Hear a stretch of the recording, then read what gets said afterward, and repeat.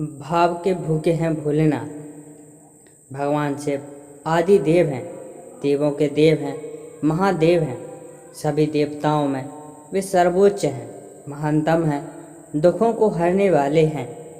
वे कल्याणकारी हैं तो संहारकर्ता भी हैं।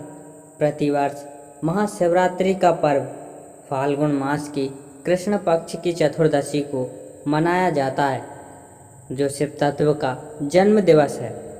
यह शिव से मिलन की शुभ रात्रि का अवसर है। इसी दिन निश्चित अर्धरात्रि में शिवलिंग का प्रादुर्भाव हुआ था, इसलिए यह पुनीत पर्व संपूर्ण देश एवं दुनिया में उल्लास से और उमंग के साथ मनाया जाता है। यह पर्व सांस्कृतिक एवं धार्मिक चेतना की ज्योति किरण है। इससे हमारी चेतना जागृत होती है। जीवन एवं जगत में प्रसन्नता, गति, संगति, सौहार्द, ऊर्जा, आत्मशुद्धि एवं नव प्रेरणा का प्रकाश परिव्याप्त होता है। यह पर्व जीवन के श्रेष्ठ एवं मंगलकारी व्रतों, संकल्पों तथा विचारों को अपनाने की प्रेरणा देता है। भगवान शिव भोले भंडारी हैं और जग का कल्याण करने वाले हैं। सृष्टि के कल्याण हेतु जीर्ण शीर्ण वस्तुओं का विनाश आवश्यक है। इस विनाश में ही निर्माण के बीज छुपे हुए हैं। इसलिए शिव संहारकर्ता के रूप में निर्माण एवं नव जीवन के प्रेरक भी हैं। सृष्टि पर जब कभी कोई संकट पड़ा तो उसके समाधान के लिए वे सबसे आगे रहे। जब भी कोई संकट देवताओं एवं असुरों पर पड़ा तो उन्हें शिव को ही याद किया और शिव ने उनकी रक्षा की। समुद्र मंथन में देवता और राक्षस दोनों ही लगे हुए थे। सभी अमृत चाहते थे, अमृत मिला भी, लेकिन उससे पहले हलाहल विष निकला, जिसकी गर्मी, ताप एवं संकट से सभी को व्याकुल कर दिया एवं संकट में डाल दिया। विष ऐसा कि पूरी सृष्टि का नाश कर दे। प्रश्न था, कौन ग्रहण करेगा इस विष को? भोलेनाथ को याद किया गया। वे उपस्थित हुए और इस विष को ग्रहण कर सृष्टि के सम्मुख उपस्थित संकट से रक्षा की। उन्होंने इस विष को कंठ तक ही रखा और वे नीलकंठ कहलाए। इस प्रकार गंगा को पृथ्वी पर लाने के लिए भोले बाबा ने ही सहयोग किया, क्योंकि गंगा के प्रचंड दबाव और प्रवाह को पृथ्वी कैसे सहन करे। इस समस्या के समाधान के लिए शिव ने अपनी जटाओं में गंगा को समाहित किया और फिर अनुकूलित गति के साथ गंगा का प्रवाह उनकी जटाओं से हुआ। ऐसे अनेक सृष्टि से जुड़े संकट और उसके विकास से जुड़ी घटनाएं, जिनके लिए शिव ने अपनी शक्तियों, तप और साधना का प्रयोग करके दुनिया को नव जीवन प्रदान किया। शिव का अर्थ ही कल्याण है। वही शंकर है और वही रुद्र भी है। शंकर के में संग का अर्थ कल्याण है और कर का अर्थ करने वाला है। रुद्र में रू का अर्थ दुख और द्र का अर्थ हारना, हटाना। इस प्रकार रुद्र का अर्थ हुआ दुखों को दूर करने वाले अथवा कल्याण करने वाले। भौतिक एवं भोगवादी भागदौड़ की दुनिया में शिवरात्रि का पर्व भी दुखों को दूर करने एवं सुखों का सृजन करने का प्रेरक है। भोलेनाथ भाव के भूखे हैं। कोई भी उन्हें सच्ची श्रद्धा, आस्था और प्रेम के पुष्प अर्पित कर अपनी मनोकामना पूर्ति की प्रार्थना कर सकता है।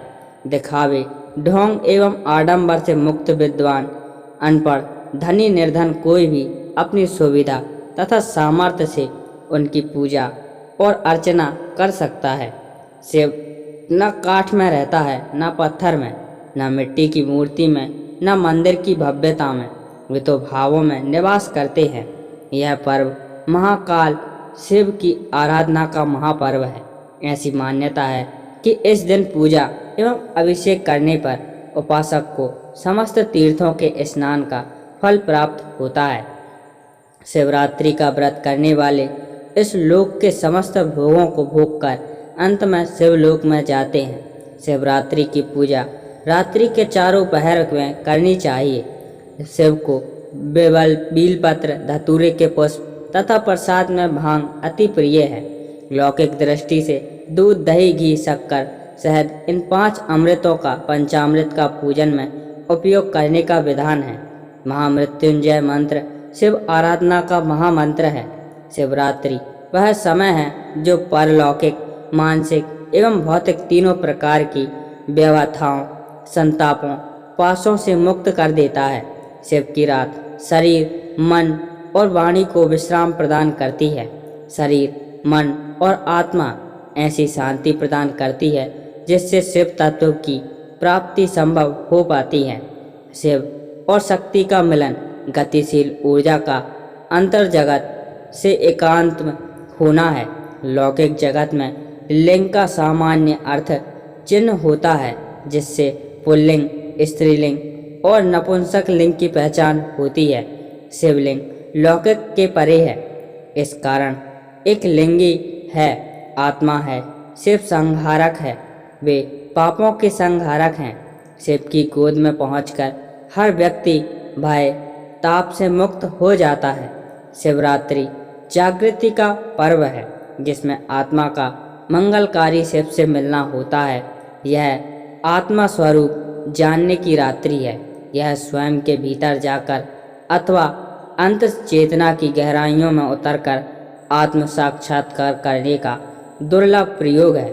यह आत्मयुद्ध की प्रेरणा है, क्योंकि स्वयं को जीत लेना ही जीवन की सच्ची जीत है। शिव तत्व की प्राप्ति है। काल के इस क्षण की सार्थकता शिवमय हो जाने में है। शक्ति माया नहीं है, मिथ्या नहीं है, प्रपंच नहीं है। इसके विपरीत शक्ति सत्य है। जीव और जगत भी सत्य है। सभी तत्वः सत्य है। सभी शिवमय है। शिव शक्ति के प्रतीक ज्योतिर्लिंग का प्रादुर्भाव फाल्गुन कृष्ण चतुर्थी की निश्चित काल में हुआ था। शिव पुराण के अनुसार सृष्टि के आरंभ में ब्रह्मा ने इसी दिन रुद्र रूपी शिव को उत्पन्न किया था। शिव एवं हिमालय पुत्री पार्वती का विवाह भी इसी दिन हुआ था। अतः यह शिव एवं शक्ति के पूर्व समरस होने की रात्रि भी है। वे सृष्टि के सृजक हैं।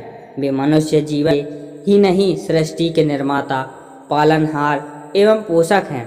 उन्होंने मनुष्य जाति को नया जीवन दर्शन दिया, जीने की शैली सिखलाई। शिवरात्रि भोगवादी मनोवृत्ति के विरुद्ध एक प्रेरणा है। संयम की, त्याग की, शक्ति की, संतुलन की, सुविधाओं के बीच रहने वाले लिए सोचने का अवसर है कि वे आवश्यक जरूरतों के साथ जीते हैं या जरूरतों से ज़्यादा आवश्यकताओं की मांग करते हैं। इस शिव शक्ति एवं उपवास की यात्रा में हर व्यक्ति में अहंकार नहीं बल्कि शिशु भाव जागता है। क्रोध नहीं, क्षमा शोभती है। कष्टों में मन का विचलन नहीं, सहने का धैर्य रहता है। यह तपस्या स्वयं के बदलाव की एक प्रक्रिया है। यह प्रदर्शन नहीं, आत्मा के अभ्युदय की प्रेरणा है। इसमें भौतिक परिणाम पाने की महत्वाकांक्षा नहीं, सभी चाहों का संन्यास है। शिव ने संसार और संन्यास दोनों को जिया है। उन्होंने जीवन को नई और परिपूर्ण शैली दी है। पृथ्वी, पानी, अग्नि, वायु, वनस्पति के जीवन में आवश्यकता और उपयोगिता का प्रशिक्षण दिया।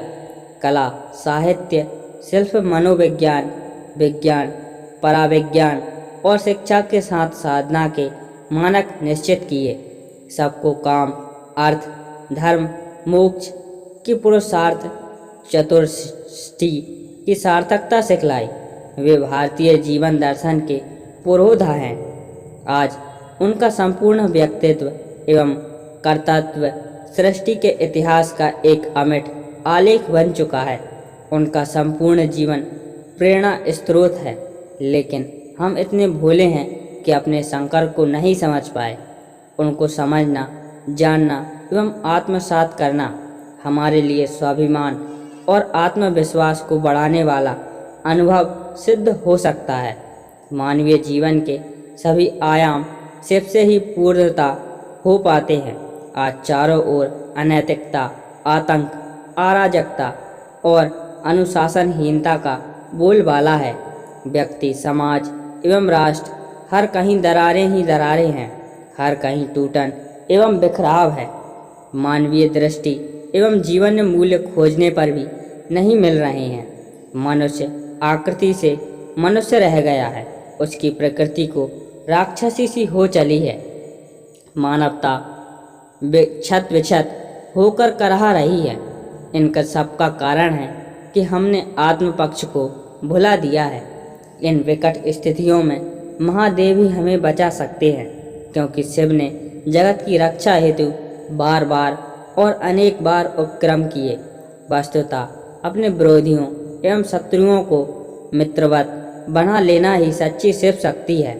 जिन्हें समाज तिरस्कृत करता है उन्हें शिव गले लगाते हैं, तभी तो अछूत सर्प उनके गले का हार है। अधम रूपी भूत पिशाच शिव के साथी एवं गण हैं। समाज जिनकी उपेक्षा करता है, शंकर उन्हें आमंत्रित करते हैं। शिव की बारात में आए नंग धड़ंग अंग भंग भूत पिशाच इसी तथ्य को दृढ़ करते हैं। इसी लिहाज से शिव सच्चे पतित पावन हैं। उनके इसी स्वभाव के कारण देवताओं के अलावा दानव भी शिव का आदर करते हैं। सचमुच धन्य है उनकी तितिक्षा, कष्ट सहिष्णुता, दृढ़ संकल्प शक्ति, धैर्यशीलता, आत्मनिष्ठा और अखंड साधनाशीलता। भारतीय संस्कृति की भांति शिव परिवार में भी समन्वयकारी गुण दृष्टिगोचर होते हैं। वहाँ जन्मजात विरोधी स्वभाव के प्राणी भी शिव के प्रताप से परस्पर प्रेम पूर्वक निवास करते हैं। शंकर का वाहन बैल है तो पार्वती का वाहन सिंह, गणेश का वाहन चूहा है तो शिव के गले का हार सर्प एवं कार्तिकेय का वाहन मयूर है। ये सभी परस्पर वैर भाव को छोड़कर सहयोग एवं सद्भाव से रहते हैं। शिव परिवार का यह आदर्श रूप प्रत्येक परिवार एवं समाज के लिए ब्रहा है।